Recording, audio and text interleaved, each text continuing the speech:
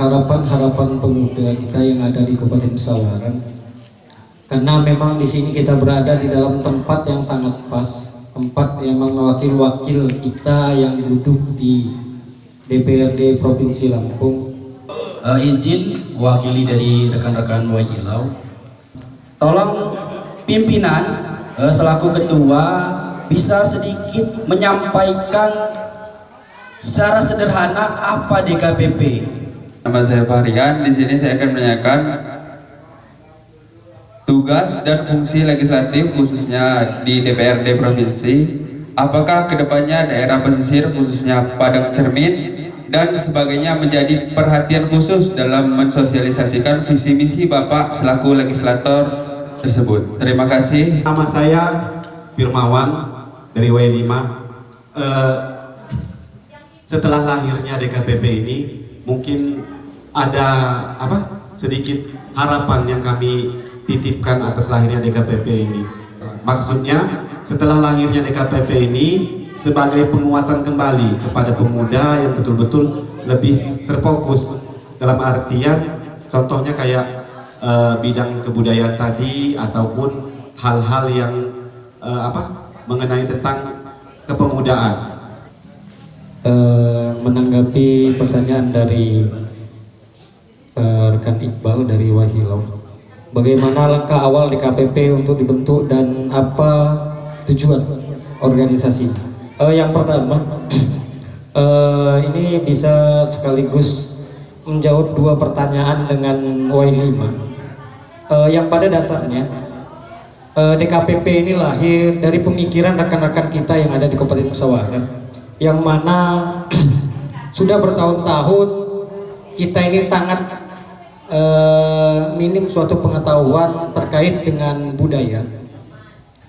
Bukan kita tidak mengerti, tapi memang kita sangat dibatasi oleh hal-hal yang memang di-cut. Nah, jadi hal itulah yang memang menjadi awal berdirinya DKPP, dengan harapan ke depan Dewan Kebudayaan dan Pemuda inilah yang siap menjadi pioner-pioner untuk masuk ke wilayah-wilayah itu, untuk menjadi penguat bagi pemuda-pemuda yang ada di Kabupaten Pesawaran, terutama di ranah kebudayaan, yang mana Kabupaten Pesawaran sendiri dikenal dan sangat dikenal dengan Kabupaten Pusaka, tapi pada faktanya sekitar 30% hal itu yang kita rasakan. Nah, hal inilah yang mendasari hal itu, dan harapan kita bersama ke depannya kita bisa bersama-sama berjibaku menguatkan lini dan seluruh lini yang ada, baik mulai dari kabupaten, kecamatan hingga desa, terjadi pemerataan pengetahuan tentang budaya serta perilaku serta hal-hal yang memang diinginkan oleh orang-orang, sekaligus penggerak budaya, yang mana kita ketahui bersama penggerak budaya kita sendiri dihargai sangat rendah. Ya, terima kasih. Mohon maaf saya sudah ganti kostum. Asal. Jadi sebelum saya menjawab apa yang jadi pertanyaan dari kawan-kawan dari Padang Cermin, saya mengulas sedikit tentang DKPP ini. Walaupun saya sebenarnya hanya disampaikan oleh kawan-kawan diskusi sebelum-sebelumnya jauh hari bahwa gimana kalau kita membuat ini, wadah ini, DKPP, Dewan Kebudayaan dan Pemuda Pesawaran.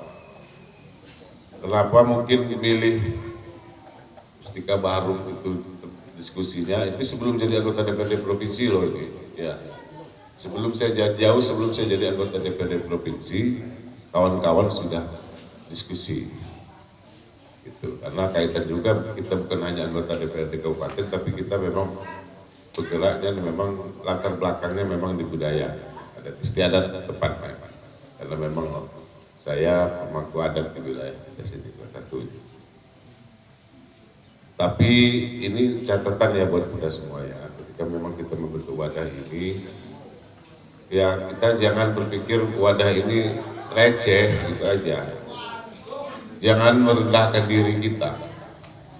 Hanya karena nilai duit sedikit, kita menjual wadah kita ini ke gabung dengan kelompok ini, nah, lagi suksesi, ya. Tapi kalau kita muaranya hanya dukung-mendukung karena kepentingan receh, dinilai orang murah, mendingan nggak usah. Karena saya nggak mau ngebina satu wadah nilainya nggak ada nilai. Jadi ketika dari awal ini saya tekankan dulu. Jadi jangan nanti ada sedikit suksesi apa langsung kita dukungan untuk ini, dukung untuk ini. Kita keluar dari situ dulu. Kalau kita fokus dulu di bidang budaya. Ya, jadi jangan dimanfaatkan sekelompok orang yang punya kepentingan politik, ya kan?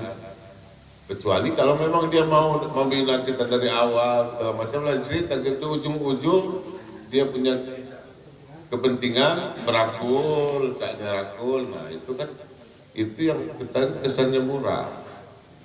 Jadi dan murah, dan murahan.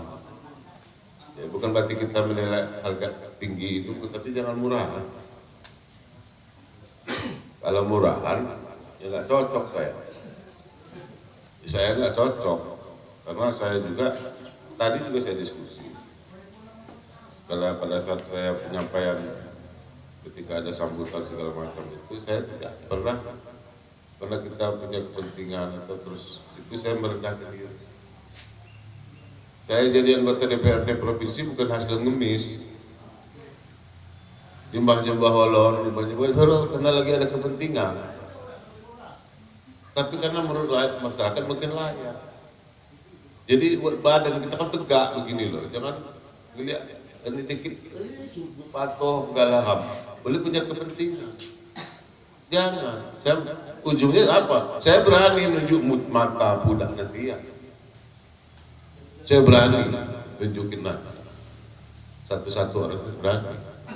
Bukan berarti saya merendahkan mereka, tapi saya sampai contoh kecil. Kemarin di WH ada ramai itu, hampir 1000. Ya saya berani tunjukkan satu-satu itu.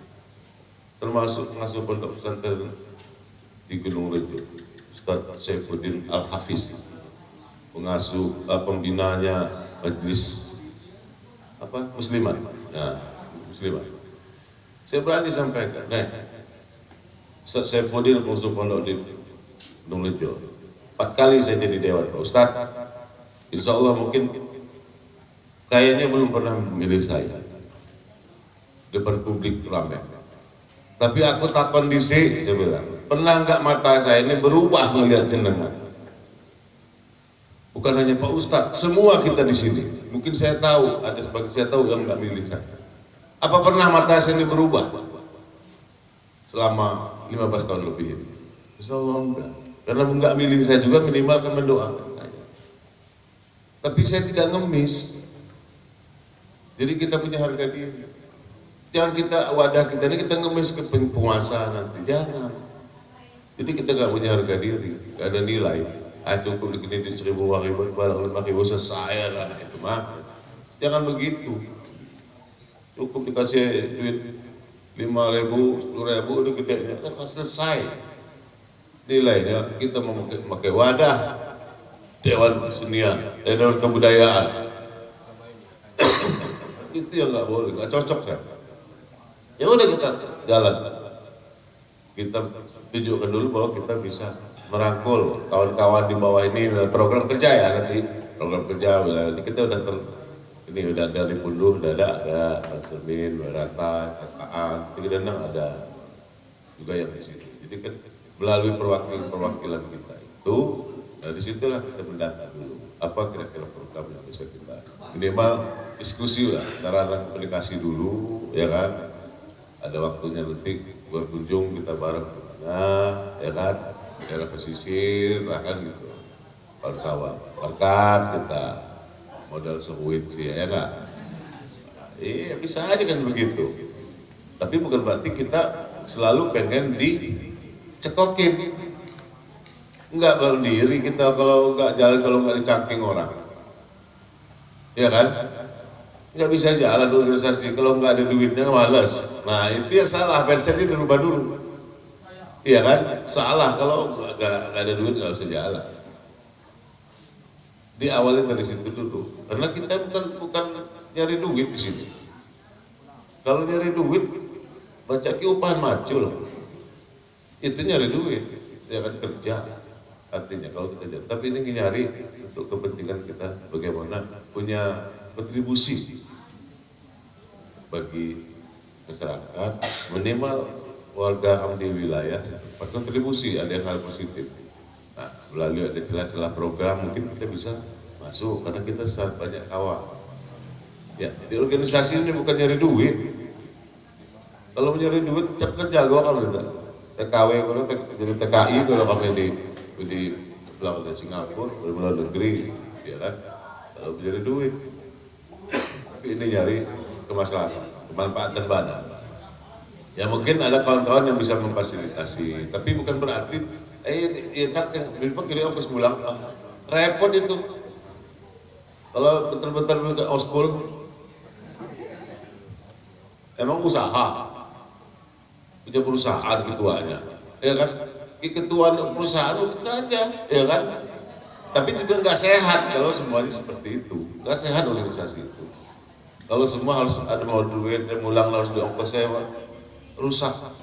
Nah itu dulu ketua yang harus ditekankan sama kawan-kawan bergabung dalam DKPP supaya ini kita baru wadah ini udah dibentuk struktur pengurusannya, nanti legalitas formalnya kita buatin. Nah di situ kita rapat kerja untuk program. Nah program ini apa yang kira-kira bisa kita laksanakan, yang kita bisa carikan solusi terkait tentang pertanyaan dari ada yang dari Badan Cermin, itu salah satu bisa masuk di sini. Kita nggak usah lebar dalam dulu. Di DKP ini misalnya, ya kan? Di DKP ini kaitan dengan DKP, bagaimana kita DKP ini kita bisa punya kegiatan program di wilayah pesisir, ya kan? Nah itu larinya ke situ aja, nggak usah sebagai anggota DPRD-nya, ya kan? Sebagai anggota DPRD sekarang cukup luas sebenarnya, nggak bisa kita bicara skup DKP-nya aja, ya kan? Ya apa bidang budaya, apa yang bisa kita programkan di wilayah pesisir. Kalau bicara skup anggota dewan atau pemimpin di wilayah, ya memang banyak PR di pesisir itu. Pesisir itu daerah cepat maju, tapi tidak dibarengi dengan bagaimana kekuatan SDM masyarakat. Nah, salah satunya di bidang budaya. Budayanya cepat maju, cepat cadang. Iya, pasti. Karena tidak diimbangi dengan pembinaan. Nggak kuat kawan-kawan saudara-saudara saya yang di pesisir itu, di 4 kecamatan lah, Teluk Pandan, Padang Cermin, Pondok Bedadan, dan Margapunduh, itu nggak kuat menahan era modernisasi, era investor yang masuk ke wilayah sana dengan membawa budaya mereka. Terus cepat belah ya. Biasa berhinjang sama Margapunduh, kan jaga, iya kan, berbahaya pakai hinjang, dia pakai kumbu. Ya, kan pakai pensil, electric, kadang-kadang celana serjim, adung penny. Tenang, kenapa? Lingkungannya sudah seperti itu, lebih di pantai. Kan itu, udah lumrah orang lewat motor pakai celana serjim. Karena kalau tidak ada pembinaan dari pemerintah daerah, yang katakanlah yang membina, yang perhatian khusus bagaimana supaya kalaupun dia harusnya itu 20 tahun sudah hilang, kita jadi 50 tahun. Karena kita masih banyak bergerak di bidang budaya-budaya, ngangkat budaya daerah supaya jangan langsung hilang. Coba kalau kita main ke daerah wisata yang sudah maju, Bali, justru budayanya jadi jualannya, berwisatanya. Bukan hanya pantainya saja. Kalau sementara ini kan pantainya nggak usah dilihat kalau di Padang Cermin. Budayanya tidak terlihat.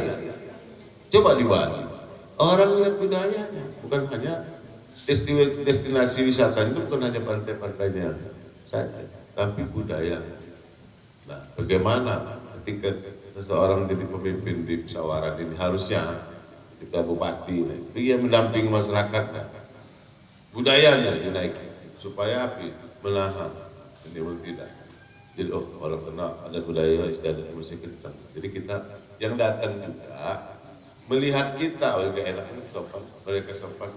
Tapi kalau kita justru salah pelajak, justru yang punya wilayah sendiri yang menuju ke dia, orang datang lebih enak pakai kolor gawe yang keliling.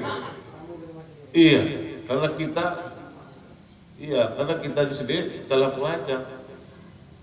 Tapi kalau kita wilayah kita masih tetap kita junjung tinggi, pakai sopan, bijak, orang lain juga datang isi juga kalau melihat masyarakatnya budayanya bagus, kan gitu.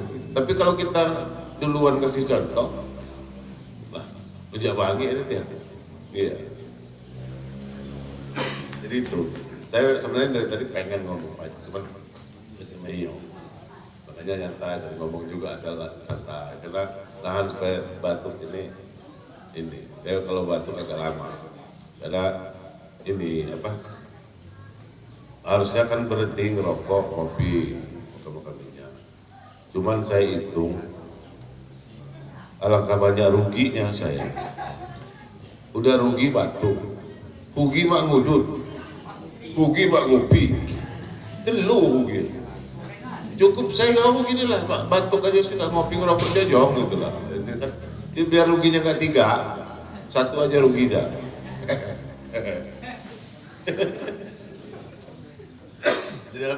Jadi gitu ya. Saya dulu punya program itu. Kalau memang waktu 2020 itu, program untuk wilayah pesisir itu. Kalau waktu saya masang banner waktu itu menyalon bupati, dia punya program. Kalau khusus kawan-kawan sudah pesisir itu, ya kita buatkan minimal ada gerakan, hidupkan kembali. Ya, ada kawan-kawan sanggar itu kan, sanggar itu kita hidupkan di sana.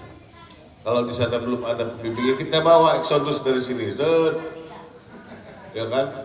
Setengah bulan sekali kita fasilitasi, pemerintah fasilitasi, rombongan berangkat dari 20 orang berangkat, yang gadis, acara bertabuh, kedua api, sanggar sendi-sendi, satu titik, kumpul masyarakat. Ya, ada pembinaan di desa, berapa desa mereka. Jadi kan kelihatan budaya itu ada. Ya kan, ketika ada dari luar animo, keinginan masyarakat tempat ada buat muli makan desa sebintang. Tidak kelihatan makan desa tidak ada beli. Ya kan?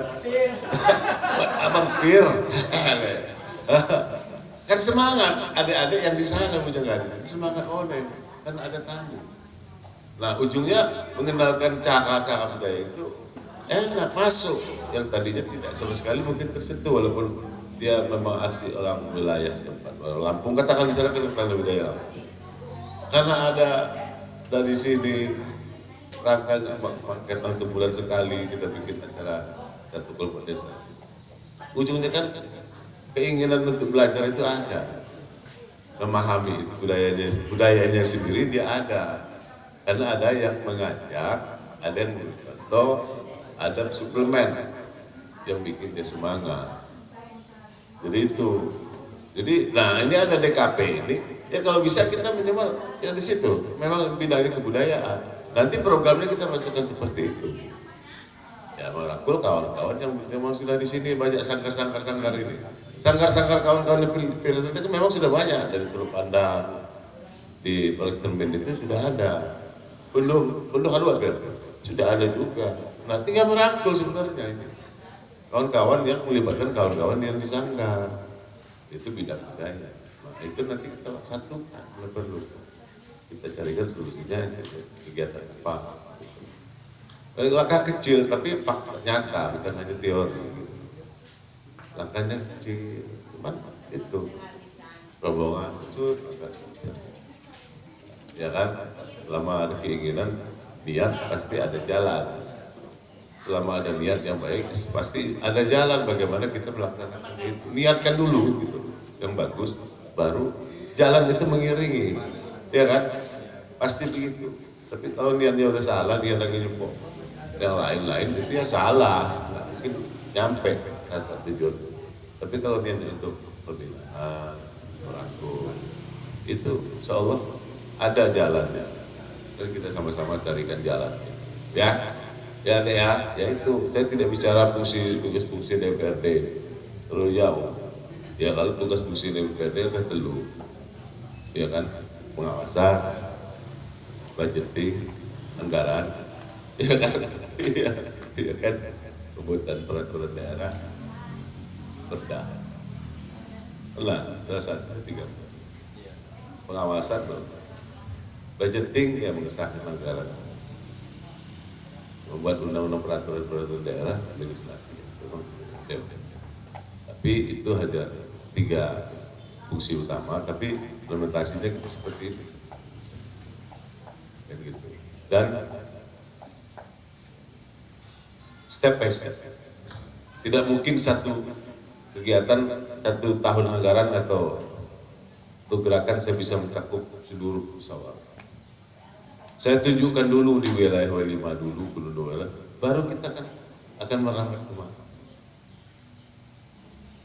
Jadi Dewan Kabupaten, duluan saya Tanjung Agung, WAW, 4 5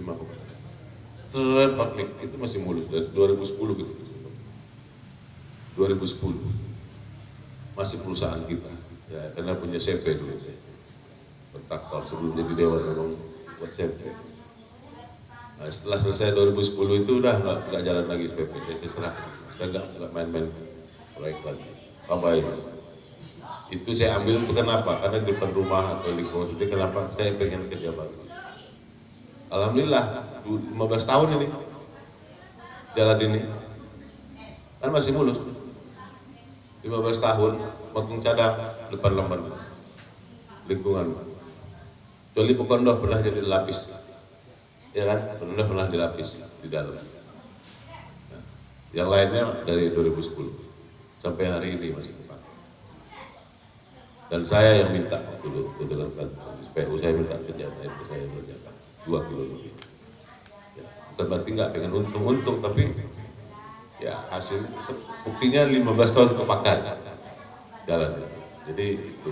Nah, step bagaimana orang lain jauh itu kan melihat kalau saya pengen mensejahterakan, pengen membangun di depan lamban Tenggalan Mahlau. Jual obat, penumbuh rambut, kira nggak botak. Kan logikanya kan begitu. Sibuk dagang, mari yang jauh, mari mendekat, yang dekat, mari merapat. Obat penumbuh rambut, penumbuh bulu, kira nggak botak. Contoh juga begitu. Saya akan buat program di depan rumah sendiri, jalan sendiri, nggak bisa diri. Dan benerin. Kan salah. Berarti harus tunjukkan dulu bahwa saya bisa membuat sedikit banyaknya di wilayah terdekat. Baru akan melebar keluar. Gitu deh.